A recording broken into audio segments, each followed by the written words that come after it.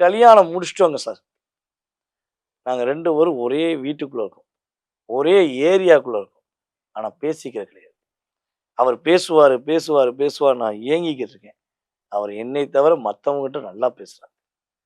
எனக்காக புரிஞ்சுக்குருவான்னு ஒரு ஏக்கத்துல என்ன இருக்கேன்.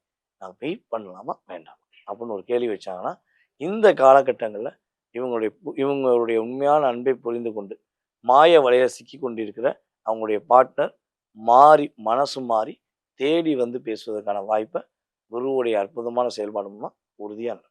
கன்னிராசிக்காரர்கள் வந்து இந்த காலகட்டத்தில இந்த விஷயங்கள் கவனமா இருக்கணும் அப்டின்னா எந்த விஷயங்கள் சார்?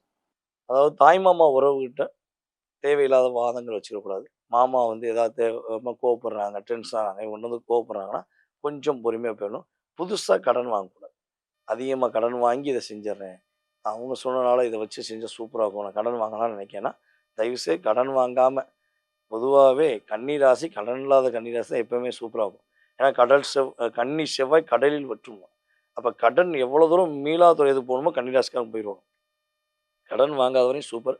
இந்த வட்டம் கடன் மட்டும் வாங்காம, நைட்டு கொஞ்சம் வேகமா தூங்குறது, உணவு பழக்கவழக்கங்கள்ல கொஞ்சம் கவனமா இருக்கிறது, ரொம்ப சூப்பரா இருக்கும். Okay sir. இந்த காலகட்டத்தில இன்னும் கொஞ்சம் உங்களுக்கு நல்ல ஒரு பலன் கிடைக்கணும் அப்டின்னா, எந்த கோவிலுக்கு போயிட்டு வரது அவங்களுக்கு நிம்மதிய தரும் சார்? நம்மளுடைய கன்னி ராசி அன்பர்கள் வந்து பார்த்தீங்கன்னா, இந்த காலகட்டங்கள்ல பெருமாள் வழிபாடு செய்வது ஏற்றத்தையும், மாற்றத்தையும், கன்னி ராசி அன்பர்களுக்கு லாபத்தையும் அள்ளித் தரக்கூடிய ஒரு வாய்ப்பாக இருக்கும்.